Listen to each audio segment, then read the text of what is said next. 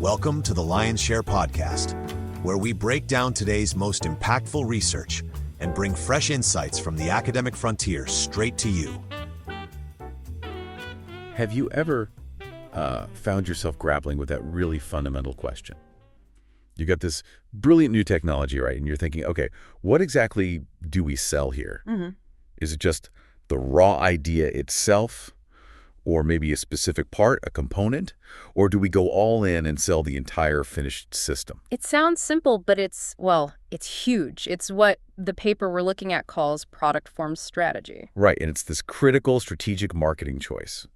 But surprisingly, it feels kind of understudied, doesn't it? It really does. Which is strange because, as you said, it can honestly make or break a venture. It sets your whole path. Absolutely. So today we're doing a deep dive into a paper that really tackles this head on. It's called A Theory of Product Form Strategy: When to Market Know-How, Components, or Systems. Yeah, this one's by Frias, Ghosh, Janakiraman, Duhan, and Lusch, published in the Journal of Marketing 2023. And it's just packed with insights for anyone in marketing, especially if you're involved in, commercializing technological innovations. Doesn't matter if you're in a startup or a big established firm. Our goal here really is to unpack this decision, to understand what drives it, and crucially, what it means for your marketing strategy, your customer relationships. I mean, even your firm's survival, potentially. It's all about positioning that innovation smartly, not just to create value, but critically to claim that value too. Exactly. Claiming the value is key. Okay, so let's dig into this what to sell question. It seems almost counterintuitive that we have so much research on how firms develop new products, right? Mm-hmm. Or how they map customer needs. Mm-hmm. Tons of it. But this core strategic marketing decision, in what form do we actually sell the innovation? It's been a bit of a blind spot. Yeah, like focusing intensely on building the perfect engine, but not really thinking strategically about whether you should sell the engine, or the whole car. Precisely. And that's where this paper introduces its main concept. Product form strategy, or PFS, as you mentioned. Right, PFS. It's the firm's strategic choice, boiling down to one of three main forms. First, you've got know-how. Okay, so that's like selling the core idea, the intellectual property itself. Exactly. Think patents, licensing agreements, pure IP. Got it. What's next? Second is components. This is where you're marketing an intermediate good. It's got your core know-how baked in, but it's designed to be integrated into something bigger by another company, like an OEM. So that's the engine in your analogy. That's the engine, yeah. And the third form is systems. This is the whole car. A fully functional end product, multiple components, complete architecture. You're selling this directly to end users or final consumers. The paper gives some great examples to make this concrete, like that group of engineers with the algorithm for batting mechanics. Oh, yeah, that one was good. They debated, right, sell the IP, sell some kind of device that attaches to a bat, a component, or sell the whole bat with the tech built in the system. And they ended up choosing the component, letting coaches use it with their existing bats. A classic PFS choice right there. And it's not just startups facing this. Think about Intel. Right. Intel famously considered selling whole PC systems before they really doubled down on microprocessors, the components. And then there's the flip side with Apple. Wozniak initially wanted to sell circuit boards, components, basically. Yeah, before the Apple I, the system really took off. Even giants like P&G often license out technical know-how directly instead of turning every innovation into a branded end product. So it shows this tension exists everywhere. Which brings us to the core research question the paper tackles. In what form do ventures or firms commercialize their innovation, and why? How did they approach this? Well, since there wasn't a lot of existing empirical work specifically on this, they used something called a theories in use approach, or TIU. Theories in use. What does that involve? It's basically discovery-oriented. They went deep with the actual decision makers, entrepreneurs, angel investors to understand their mental models. What's the real logic they're using when they make these PFS choices? So building the theory from the ground up based on what people actually do and think. Exactly, which was crucial because it helped them separate the what to sell decision from the how to sell decision, which often get kind of blurred together. Okay, that qualitative grounding sounds really valuable. But how did they make sure these insights weren't just, specific to those few people they talked to? How did they validate it? That's where their multi-method approach comes in. It really gives the findings a lot of weight. After developing the initial theory from interviews and observations in study one, they tested it rigorously. Different contexts, different methods, Triangulation, essentially. So why should this multi-study thing matter to, say, you, our listener, maybe a practitioner scholar? Well, it means the findings are much more robust. Think of it like getting the same story from several different independent witnesses. They analyzed 187 proprietary investment proposals from angel networks in Study 2. So what entrepreneurs are actually pitching? Right. Then, Study 3, they analyzed 310 tech pitches from Shark Tank, which is fascinating, like a natural experiment. See who gets funded in that high-pressure environment. Exactly. And finally, Study 4 was a controlled experiment with 36 active angel investors testing their decision logic directly. Wow. Okay, that combination, private proposals, public pitches, controlled experiments, that does sound robust. It gives you confidence that these aren't just anecdotes. Precisely. It means you can likely rely on these drivers when thinking about your own strategy. So what are the key drivers they identified? They found 3 main ones, right? All tied to creating and claiming value. Let's start with the first one. Technology mix and match difficulty. That's hypothesis 1. Right. Mix and match difficulty. This is basically about how easy or hard it is to get your innovation to work with all the other stuff that's already out there, the complementary technologies needed to actually serve a market need. Okay. If it's really difficult to integrate, to sort of mix and match your tech, then firms usually have to put in a lot more effort, more cost to make it work. Which pushes them towards Offering something more complete, a component that does more, or even a full system, because they have to manage that difficult integration themselves. I get it. Like if your innovation is a super specific bolt, but nobody makes the right nut, you might end up having to make the nut too, or even the whole machine it fits into. Exactly.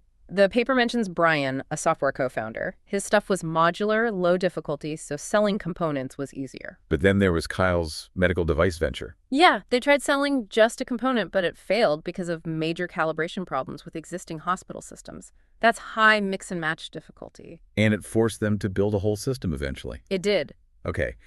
But thinking long term then, if you're forced into a system strategy, because it's hard to mix and match now, how does that affect your agility later on, like when the tech landscape shifts? Can you plan for that? That's a really critical point. You might get market entry with that system, but you risk getting locked in if you build it too rigidly. Smart firms try to build modularity within the system, even if it's sold as integrated. Or maybe keep certain interfaces open. So design for future adaptation, even if today's problem forces integration. Right. Build a system that can evolve, not just a one-off solution. Makes sense. Okay, so driver 1 is about the technical integration challenge. What's the second driver? This is hypothesis 2, availability of marketing capabilities. Yeah, this is about whether you have the organizational chops to actually bring the technology to market effectively. It's the combination of, say, your technical capabilities, design, engineering, and your market-facing capabilities.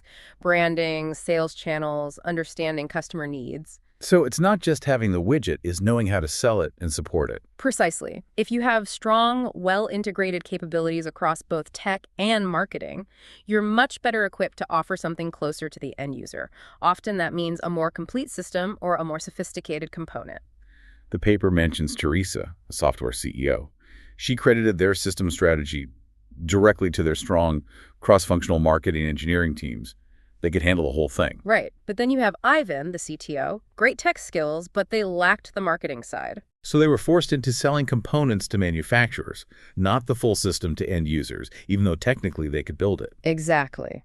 And Roy from that medtech startup talked about all the training they had to give distributors just to make sure the system specs matched customer needs. It shows the effort involved in leveraging those capabilities. Okay, so this raises a question then.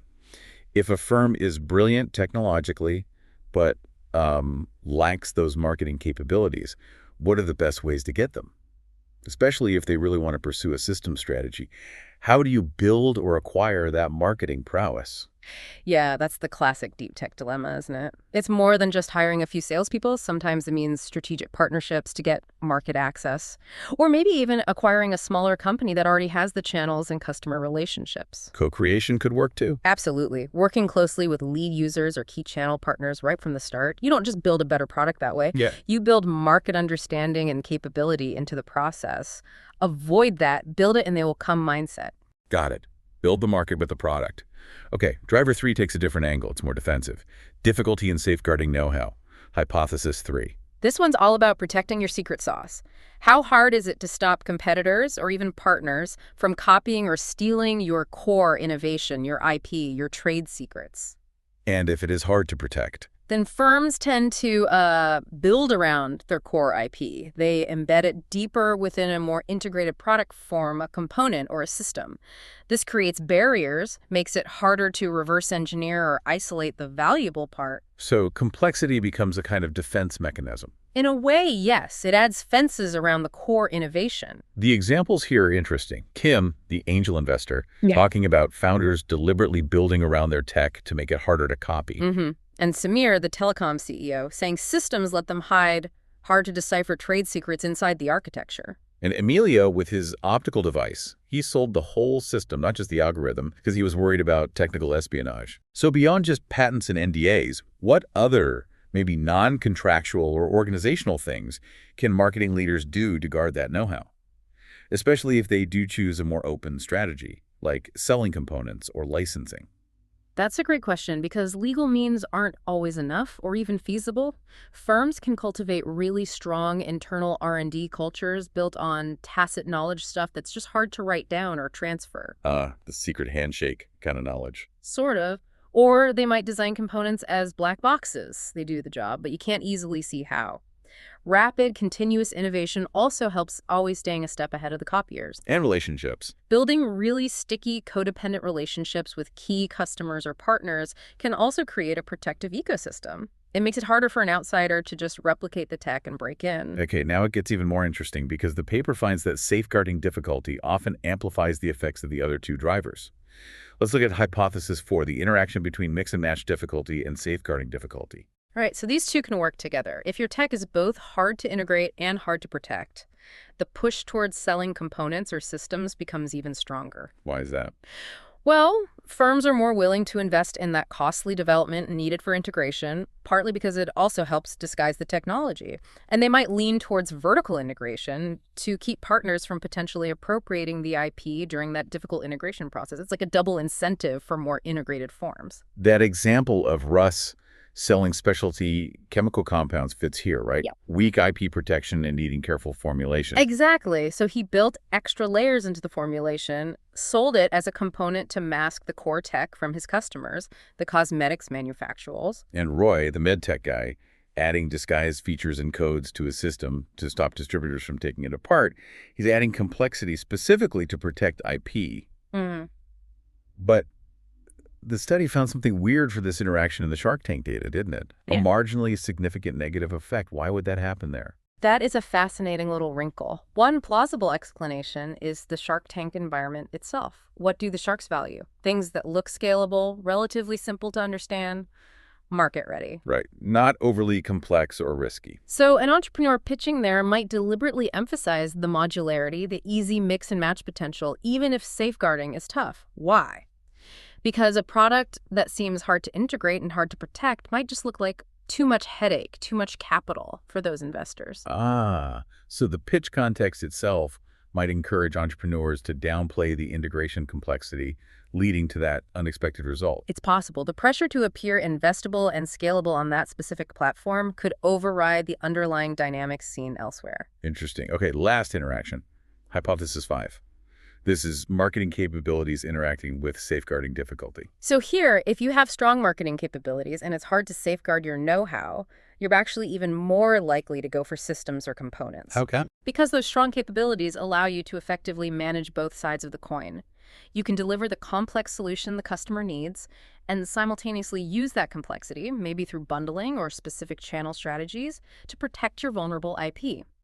You have the muscle to execute a more sophisticated strategy that tackles both value creation and value claiming under risky IP conditions. So strong capabilities give you the confidence and ability to protect yourself, even while delivering a complex product. Russ's venture, again, strong market understanding, let them build safeguards against experienced customers while selling the compound. Right. And Roy's firm used its technical and channel capabilities to market that protected system. But look at Abigail's venture. They wanted to sell components but lacked the joint engineering marketing capabilities. And ended up in a less attractive licensing deal because they couldn't manage the risk and delivery otherwise. Exactly. It shows how capabilities enable or constrain your PFS choices, especially when IP is shaky. Which leads to a really practical trade-off, doesn't it? How do firms balance maximizing market reach, which often favors simpler forms like know-how or components, with ensuring they capture value when safeguarding is really, really difficult? That's the tightrope walk. If safeguarding is tough, going broad with simple forms is risky. You might have to be super selective about partners, maybe use really tight contracts, or focus only on niche markets where trust is higher. Or build value elsewhere. Right. You could try to build a moat around the core tech, maybe unique customer service, complementary offerings, deep integration support, things that make the total package hard to replicate, even if the core component or IP is somewhat exposed. Make the ecosystem sticky. So, wrapping up the core findings, this deep dive into Frias et al. Really hammers home that product form strategy isn't just some operational detail, it's fundamental. Absolutely. It's not just if you innovate, but in what form you choose to meet the market. That choice ripples through everything: customers, competitors, your own organizational structure. And the decision hinges on that interplay. Technical integration difficulty, your own marketing capabilities, and how well you can protect your secret sauce. It's a demand-side decision, ultimately, focused on both creating value for the customer and claiming a fair share of it for the firm. Now, looking at the research itself, what are the big contributions here? Well, first off, it provides the first really systematic theory and solid empirical evidence for this specific PFS decision. That's a big gap fill. And it refines existing theories too, right? Yeah, in practical ways. Take transaction cost economics, TCE. Usually it looks at, say, whether to make or buy a component based on transaction costs. This paper shifts the focus earlier, asking, should you even be selling just a component or should you be selling the system? It moves from a transaction level, maybe supply-side view, to a more strategic, customer-facing, demand-side choice. I see. And for the resource-based view or capabilities view? It shows how capabilities don't just affect how well you execute, but the fundamental form your offering takes in the market. And that interaction between capabilities and safeguarding difficulty is a really novel insight, too.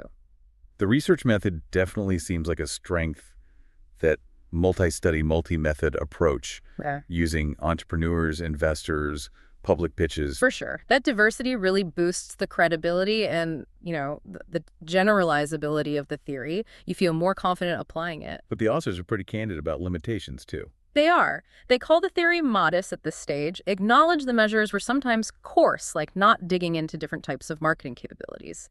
Lots of room for future research there. And they noted the scope was limited. Right. They focused on know-how, components, systems. They didn't really observe firms choosing to sell a service or a solution around the tech, which is obviously a huge commercialization path for many. Think power by the hour. That's a big one. And the theory doesn't currently model things like broader ecosystem dynamics or how past choices might constrain future ones' path dependency. Or, importantly, what the optimal choice is. It describes why firms choose, not necessarily what they should choose. Plus, the focus was on tech-based ventures, so maybe less directly applicable to pure service innovations. All fair points, and good avenues for future work. Still, even with those caveats, the managerial implications seem really potent for anyone managing innovation. Oh, absolutely. First, you've got to consciously assess your situation using these drivers. How hard is integration?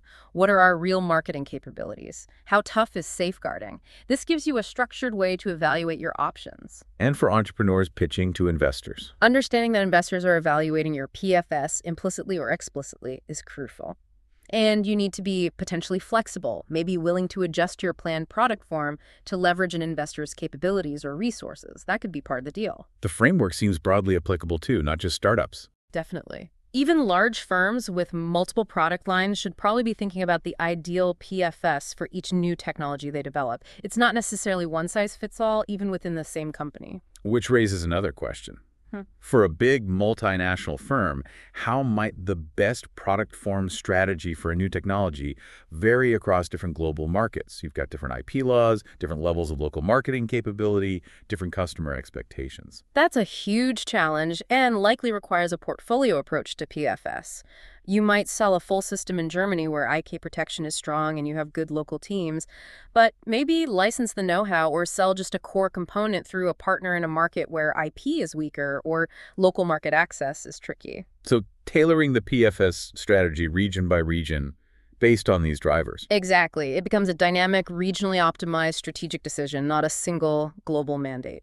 Okay, so boiling it all down from this deep dive, deciding whether to sell know-how, components, or systems is not just tactical. It's a core strategic choice. Driven by that interplay of integration difficulty, marketing capability, and safeguarding needs, it's about intelligently designing your market presence to create and claim value right from the start. It really is about designing your market presence just as carefully as you design the innovation itself. Well put.